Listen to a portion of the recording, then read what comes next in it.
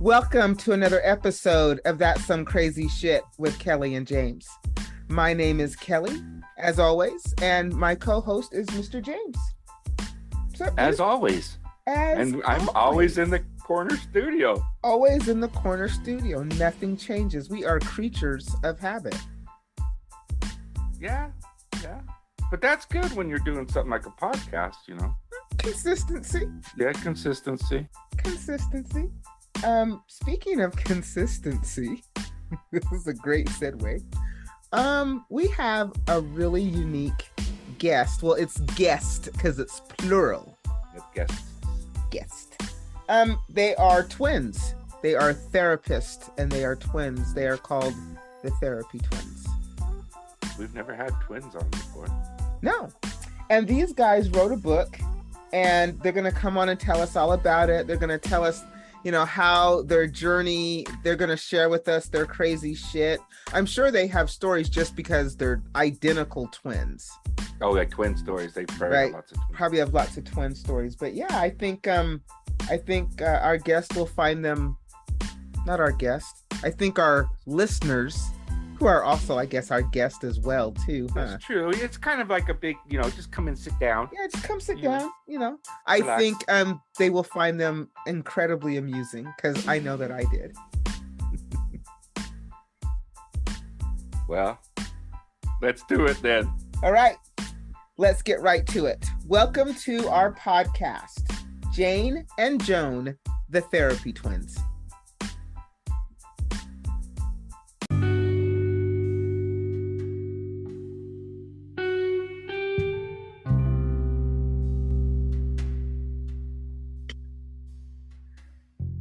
Ladies, thank you so much for coming on to That's Some Crazy Shit. We appreciate you being here. Welcome. Thanks. We are so excited to be here. Ditto. So you have to tell our guest who you are and what you do and why you two are so unique. Well, what we used to do was we were psychiatric nurses from the early 80s on to being therapists. And then now we left, we retired, if you want to call it that, but we did leave the building. And so who we are identical twins. Old identical twins is who we are. Yes, we have a lot behind us. In fact, if somebody could tell us something that we haven't heard or done, yeah, we would love that, to be surprised. So what do you guys do now? You're not psychiatric nurses anymore. So no. I know that you guys are like the Therapy Twins. So tell us the skinny on what that is. That is a book. What we are now are in our leisure time is authors. Yeah. And so we have one book down. We did write a page in another book that we never speak of, not that we don't think it's terrific. So it's actually published. And then our next book is the one that's supposed to truly be out. It's called The Ego Has Landed, because everybody knows that if you have an ego, that's what's fucking up the relationship. Wonderful. Wonderful. We've encountered the ego before. A job or a child or the peer clergy person down the street or that cop, right? Yeah. That police officer. It's your ego, unfortunately. And it's always you. That's the worst. I had arsenal. I had backup plans. I had the troops. I had everything written down and when they said it or did it. And then come to find out it was always me. Like, wow, that is awesome. So the rest is going to be a movie. Well, I have a question now, ladies. Sure. If they do make this movie, who would you want to play you? We've talked about it. Yes, we have. And now, who was that, Jane? We change our minds a lot, but we thought Sandra Bullock was one choice as we were older, not this old because she's younger than we are now. Or Demi Moore. Demi Moore could do it, but Demi Moore. Well, you know what? But both of those beautiful women are tiny. We're thinking someone had to have been tall because we were always so tall. Well, they can wear heels. It'll come to us. So tell us about this book. I'm interested in what you guys, you talk about the ego, and some people don't even really know what the ego is. So you break it down for us. Well, we were talking about the one that's already out, though. Okay. That's what we want to talk about. Let's talk about that one then. Let's talk about that one. That is because that one you can either buy, or if it's still in the 3-month free ebook only, but even if you have to buy a paperback, $3.99. She's not cooperating. It's a couple of pushes of the button. It could be an ebook and a paperback. So right now it's free. Anyway, it's called Under the Hood. And what that is, we have to do the whole one. How we hotwired our brain, calmed the fuck down, and let that shit go. Which was probably the hardest for me. I couldn't let that go because I had a novel of when it happened. Right. And you could never write the new book that we're almost done with, The Ego Has Landed, if you hadn't done your past, kind of like looking at, what the heck was wrong with you back then. And I'm talking about, of course, myself.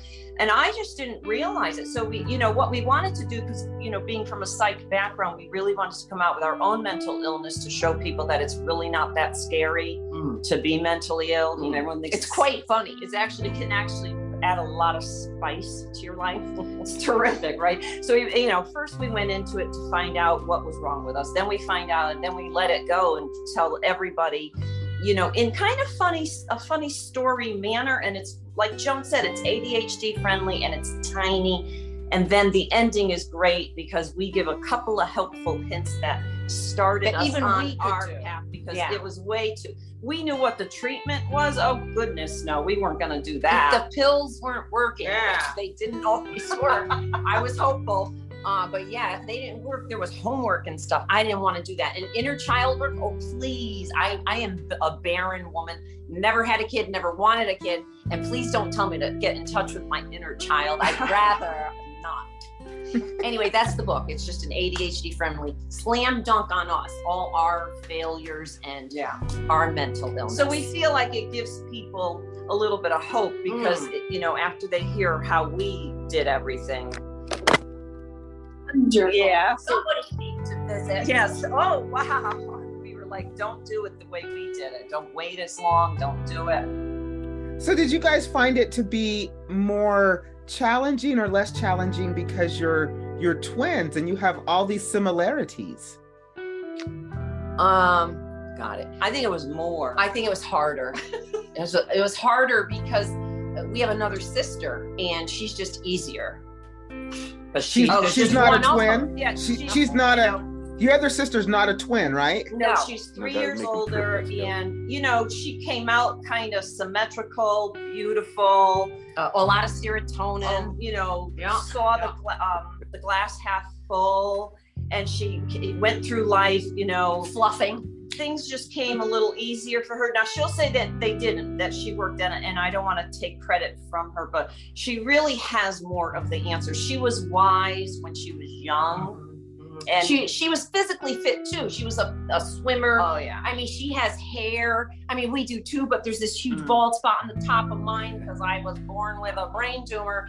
And then, we're very. She could have brought home the gold, but she wouldn't for swim. America. Yeah, she wouldn't swim. In some type of swimming, she is a natural. Yeah, and we can swim to maybe not drown. Oh, we could. Yeah, maybe not. And the other yeah, thing too not is to drown. she was called Flame in high school. This gets even better. We should have killed ourselves a long time ago. She was called Flame in high school because she was the flame of every man's heart. Boys back then. Like what? Yeah. What was that? And then and then we came along, and it was a disaster. They said we were the twin torches, so Joan got excited thinking that we were the leftovers, that some of the boys might like us too, right? And Joan had the experience in the cafeteria. No, I'm not telling you that. And it was just, we looked like pogo sticks, we just looked like, in where we came from, we're 5'9". Yeah. Everyone, there was no one I looked up to. Nobody, I didn't look up to them. Said literally. And hence we had these egos that it was hard to push them off to the side. It literally, we were the Earth's axis times 2. And so writing the book, a lot of fighting. I recall we were fighting, and it was so funny. It boiled down to, if it was my idea, I liked it, and she probably didn't, and vice versa. We would, because people only hear what they want to hear, and it's kind of funny. Mm-hmm. Very true. Very true. So, do you think this whole process I mean, I know twins are close, but did it bring you closer, do you think? Oh, it brought out the worst in us, and it brought out probably the best in us. It brought us closer because the whole goal of the whole thing was our lives didn't turn out the way we wanted them to. And when we got honest with ourselves, at least for me, I knew that it was the problem, the discord, if I could call it, amongst my twin and myself. Yes. You know, I like to say that I'm a proud mother of a son and that we have a very good relationship. But my life wasn't going well in other directions, and I thought it was I was feeling hatred. I don't know what she was feeling, but I had a lot of hatred towards my twin. And when you're identical and it's a one egg split, that's tough. And so that's like same DNA. There's this pull, even if you're hateful towards the person, this DNA pull was so strong, and I wanted it to be good. I didn't want it to be bad. So, boy, it was hard moving the ego off to the side. So we feel the next book is just going to kind of be a tentacle, like an extension of this one, and be a lot more, it's going to be funnier and way funnier, because we have had several fights since the first book. Oh, yeah. And how we eventually started resolving it, thank God, turned to humor, because the other way around, like sometimes Jane would ask, you know, why are you, this is the question. This was the big one for me. What are you apologizing for? Trick question. Wow. I don't know. I don't know which way she's going with this one. I could be back in the dog, back in that doghouse. It was very difficult. You know, to take a quick left. Take a quick left. During our dating marriage years, with the relationships with a lover type person. In those days, I would have 100% been sure and told anyone who asked me which twin is the higher maintenance twin, I would have said Joan, hands down, right? But because I know that everything people say and do is all about them, in the meaningful communication crap in a relationship, I'm the one. You remember the Gong Show? They would have gonged me and said, "Get off the stage, please! And can we bring out the one that's going to give us a laugh? Come on now." That was me. So how long did it take you to write the book? About a year. We are pencil and paper. Got a lot of audits in our practice because the world moved, I guess, to computers and whatever that's called, e-prescribing. I don't know. What is that, an e-book? Is that the new is that a title? Anyway, we were very pencil and paper. So we heard that this musician's wife did it this way, that she literally wrote on pads, little pieces of scrap paper. Every time she had a thought, she would write it down and throw it in, let's call it a basket. And what was it about? That's what we did. A year later, she had a book, and so we said we'll do it. We didn't really do it on scraps of paper. We got a pretty journal or something and a nice pen. And Jane has to write it because you can't read my writing. Oh, because you go back and try to proofread that. You don't even know. She doesn't even know what she I don't wrote. even know. The insurance company didn't know what I wrote down either. I was like, geez, I wish somebody knew. They didn't know either.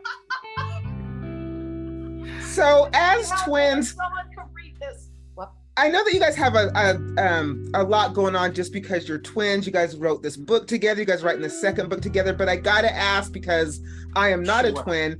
As a twin, have you guys had any weird or crazy, like paranormal experiences, you know, that you would attribute because you're twins, right? Yes. Share with us. Yes. In college, this musician booker, what are they called when they book musicians? Whatever, that booking agent. Like an agent. He was fascinated as well, and he put, don't do this at home. He put one twin in one room all alone, the other one in the other room all alone. I was like, well, this isn't going well, but he really was testing us. So then he came in to Jane's room and showed her a card No, I had to pick a card, and I That's did. what it was. So I picked a card. I don't know how many times I picked the card, but when nine times, the one in the other room, and she guessed it correctly. And then to verify that wasn't just guessing, when Jane got pregnant, she was in another state. Yeah. And I was married at the time, but I think we were on an off month, like this isn't happening. Yeah, that. And I thought, sperm doesn't last long, does it? Like, how long does that last? So I thought, is this the Immaculate Conception? Because I had so much morning sickness that I didn't even know. I kept going to the same lady, the cashier. How many of those times? I 3 times, and I had worked the night shift back then, so it was whenever I was doing it, in the middle of the night on my day off. I was going in the middle of the night. So I was buying the least expensive pregnancy test. And then the lady said, honey, they all work. And I went, oh, what? Like they work? Anyway, I wasn't pregnant. Thank God. That was another one. She bitch over here was pregnant. Yeah. Yeah. Jane, you ignorant slut. Yeah. Every time Joan wasn't accounted for, I'm telling you, I always thought this is the time she's going to be attacked and be dead. But I think that it had a lot to do with my connection, because Joan was attacked one time. But Joan usually got it right. She didn't worry about me as much because she knew that I would be okay, and she would always know if I was not okay. Yeah. So that's Joan has a lot more of that than I do. Wow. Very That is cool. interesting. So, ladies, do you have similar tastes in music, food, literature? Food. I can't say that I'm the reader of the family. And wait, and I'm not much further ahead. Please, It's got to be really, really interesting. I think we have very similar tastes in food and in literature, because we both have, similar backgrounds in terms of formal education and stuff that we were very interested in. Okay.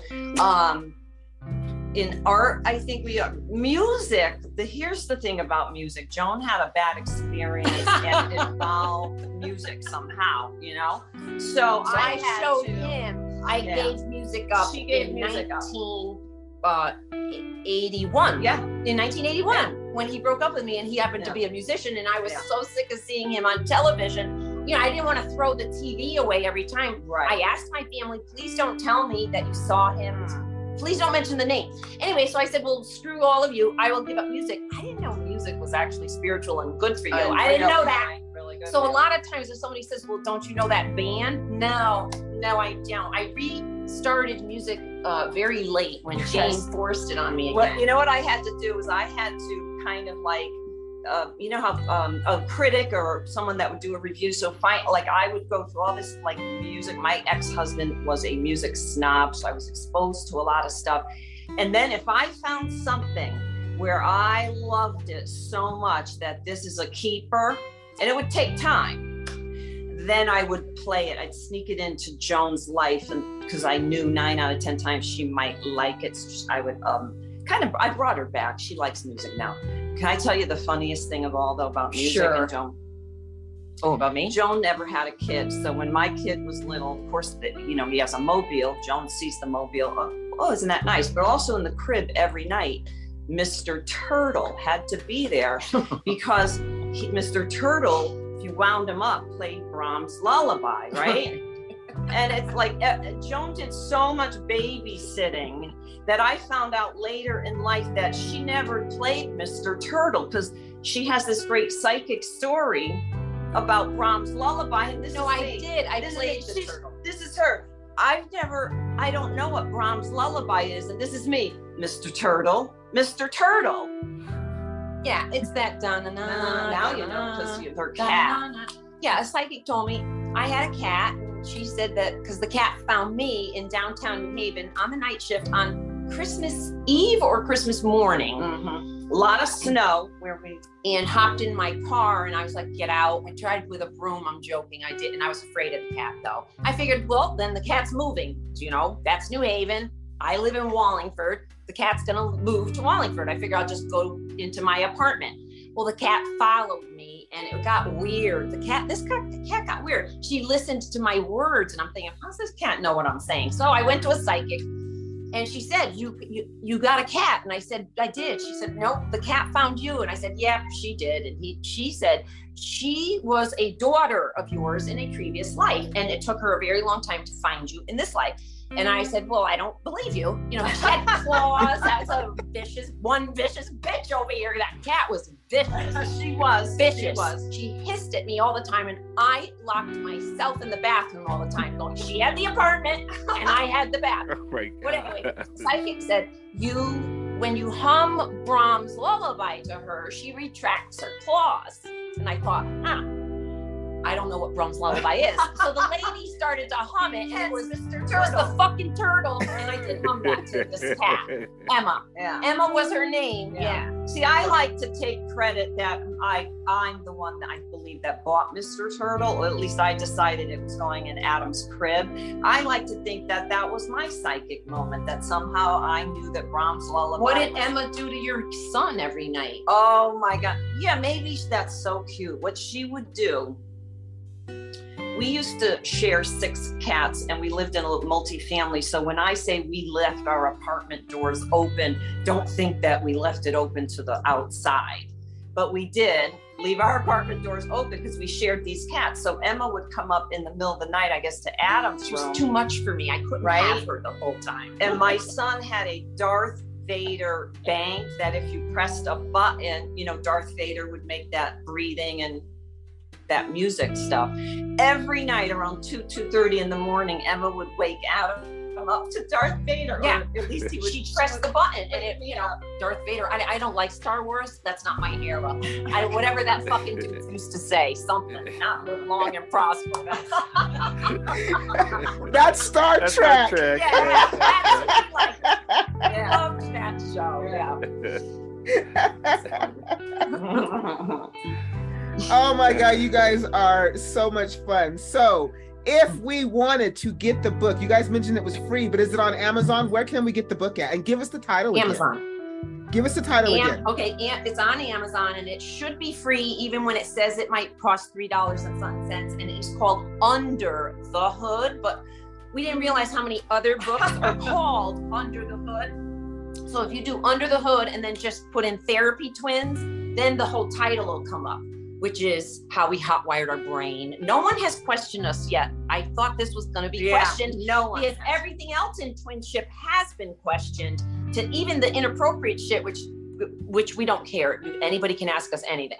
Because I guess we go like this and people go in the grocery store, oh, I'm sorry, did I offend you? It's like, well, you know, I'm not LGBTQ. I don't want my sexuality out here. You know, I don't want to tell you who I want around my orifices ever. How about that? I never want to tell any of you, even the person I'm with. How about that? You better guess. Because if you're not good in bed this time, I don't want you. How about that? And I'm not into teaching. I'm a nurse, not a teacher. Yeah. I have no idea what the question was. Anywho, sorry about that.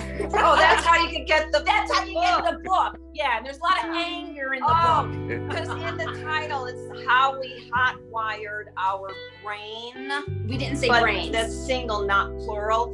And we figured because we're doing it together, 2 heads are better than one. We made it just brain, not plural. Gotcha. Even though we are fully aware that we have our own brain. We are 2 different people. We do. Did We you know ladies, did you guys self-publish this book? Yes. We did, yes. And so the next one is coming out when? When is that one going to be done? Oh, she better start writing, huh? Yeah, I better Get start. on it, I better G. start because I have to take the lead. I was told by a medium I had to take the lead. Can you imagine the fighting that's going to? Because every time I say, "Oh, we got to do it this way, Joan," ooh, it'll be wrong. But When you guys go to psychics, do they know that you're a twin? Have the psychics guessed that you're a twin? What happens for me, I used to get Jane's reading. Yes. I would go like this, Jane. And they would say, who's Jane? And they're like this, that, and the other. It's like, oh my God, even her medical ailments that were different than mine. I got that. So I would get mad because Joan should have paid for it. No, I was so lucky that Joan paid for more of them. For me. I had to pay for myself. But mine, I usually get my own reading, and it's a great question. because I think I have gotten what they usually say, more than a sister. They usually say sibling, but it's more than that, something like that.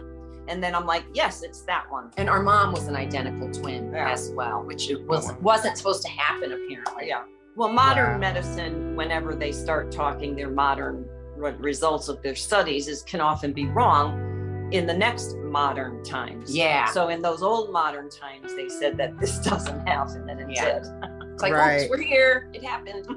Wow. Well, you ladies, thank you so much for coming on the podcast. It has been loads of fun. You guys are hilarious. You guys are thank you. We like to crack other people up because it makes us laugh more, which you guys have been cracking me up the whole time. I've had to mute myself a couple times because I'm over here just dying. You guys are hilarious. We'll make sure to let everybody know about the book Under the Hood. And when you guys get the second book out, you got to come back. Okay, absolutely. Thank you so much. All right. Bye, ladies. Thank you, ladies. Bye-bye.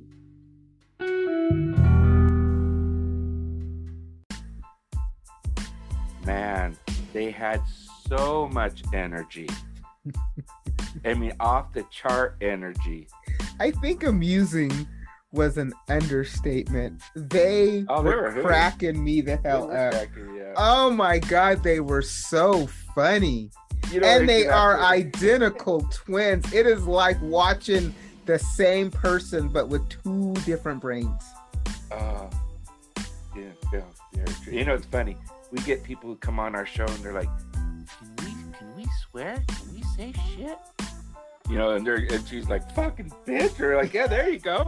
I like her. She was like, Jane, you ignorant slut. And if you don't know that from Saturday Night Live, I was like, wow, they were cracking me up. But you can actually check them out. Check out their book on Amazon. Their website is thetherapytwins.com. There they have all types of information. I thought they were absolutely delightful. I mean, they were just so entertaining. And like I said, they had out their energy, man. They did, man. It was wild. All right, let's go into random bullshit. What you got? What do I have? All right, so I don't know. Do we want to get kind of political? No. All right. Let me switch gears then, because it kind of has to do with that, but we'll stay away from that. All right, so now let's talk about this. Now that things are shifting more from combustible engines to electric cars, all right. Right now, as we sit, what prevents you from getting an electric car, and what would motivate you to get one? I guess the reason why I don't get an electric car is because my biggest fear would be being out in the middle of nowhere and the battery dying and not having any gas and being stuck, or being in a place where there's no place to charge it, right? There's no place to plug it in. I'm traveling, I'm on the road, I'm in remote places. There's no place that I can just plug in my electric vehicle, right? You're going to say in Romania. I'm in Romania. I'm just saying that that's my fear with, I don't have a problem with the electric cars per se, that they're electric.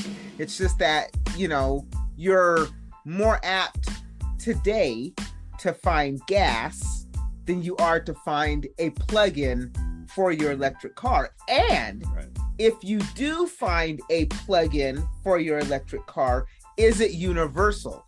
Is it like Apple to Samsung? Oh, I found this charger, but it's for a Tesla and I have a Chevy, right? I can't use this. Actually, they are universal. I would hope Which wouldn't surprise me if they weren't. I could see them having their own custom chargers. So that's what that was another thing is, is it a universal, I can charge anywhere, right? If I'm charging the car at my house, how much does that make my electric bill at my house go up? Is it a lot? I am charging my car. Cheaper than gas?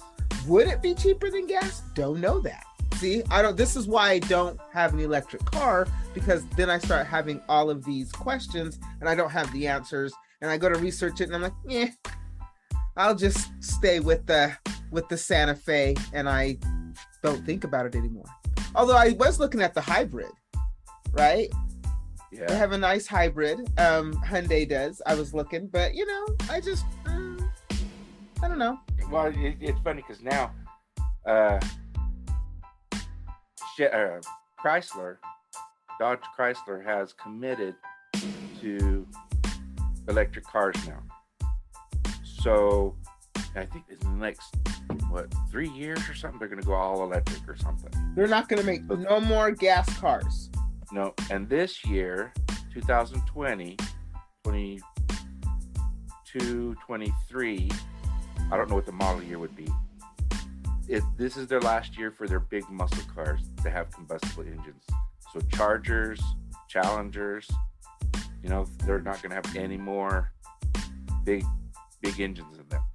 And then Chevy is going to change Corvette from a combustible engine to an electric engine.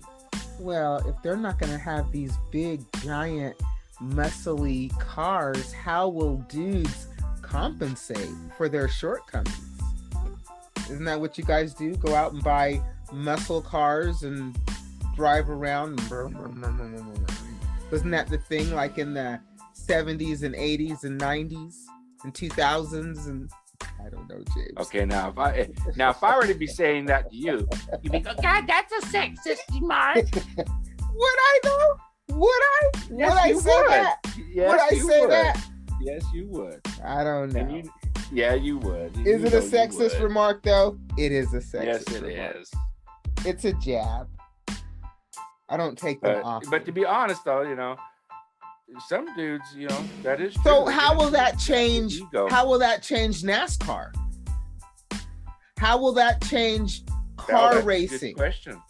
Will it change car racing? Will they start making electric motorcycles, or are they just scooters? Well, they have electric motorcycles for the road, and I'm assuming I haven't heard of any off-road competitions with electric bikes. I know that, Are they going to do it with boats too? Because boats run off gas. I would assume, but I would think the boats right now, for them to achieve the speeds they go now with combustible engines, well, they use jet engines in some of them. I think the battery would be too heavy, so probably not yet. But why don't they just give every car a flux capacitor? Fuck, because then everyone would be going all over the future into the past. God, Marty already almost fucked up everything. Can you imagine if someone else did it? Just saying. Kelly, some people don't have the responsibility of time travel. Yeah. If and this will be the last of our random bullshit, but if you could time travel, right? Future or past, which way would you go and where would you go? Like what year? Would you go future or would you go past? And if you went past, would you change your past, James? Can I come back? Yeah, you can come back. You're time traveling, sure. But I'm just saying, right now you have to make a choice, future or past. Okay, so my first choice would have to be go to the future. Okay. Because then I could see where things fucked up and come back and say, okay, look, in X amount of years, if we don't do something, we are fucked. Who would you say that to? Anybody would listen. And if nobody listened? I guess we're fucked. Well, are you fucked? Because you now know. So can't you at least go save yourself? Well, I'm sure I could, but wouldn't that be selfish of me? If that you was tried, the point, why would I you tried to save everybody and they're like, you're crazy. Hey, there's only so much I can do. I'm out. That's what I'm saying. So if you tried to tell everybody and they're like, whatever, James, you're nuts, and you wouldn't save yourself, how is that being selfish? They didn't listen. You told them, they were like, whatever. And you're like, well, okay, I'm going to go over here and save myself. And okay. Well, but I mean, I didn't think of that first. I was trying to save the world at first. Well, the world is like, we're not listening to you. Well, then, hey, I'm sorry, world, I'm out. You know, It's the world is my too busy. It's my time machine, and I'm going home. The world is too busy taking selfies. Yeah, no shit. That's the way it's going to end, too. Yeah. Everyone's going to take a simultaneous selfie, and the world's going to implode. I'm just saying. So nobody cares because you're crazy and you don't know. And you're old. You're old, dude. That's what they would say. You're an old dude. What do you know? Old crazy dude. You know. Next time that crazy dude. You gotta think about it. Now you got me thinking. How you'd have to bring back some kind of proof that you went to the future or the past. I ain't gotta prove shit. You either believe me or you don't. I'm not here to try to convince you. I'm telling you this is what it is. I'm just playing the devil's advocate now. You know, I'm not trying to save the world. God, you're hard. I am. I'm not trying to save the world. You are ornery. You said you were ornery before we started. You did. You warned me. I'm not trying to save the world. World don't listen. World's too busy on social media. So, you know. Hey, but if you are on social media, look us up. Right? We are on Facebook, Twitter, Instagram, LinkedIn, and YouTube. www.thatsomecrazyshitpodcast.com. Ooh, good segue. Let's wrap it up. Until next time, people, keep your minds open.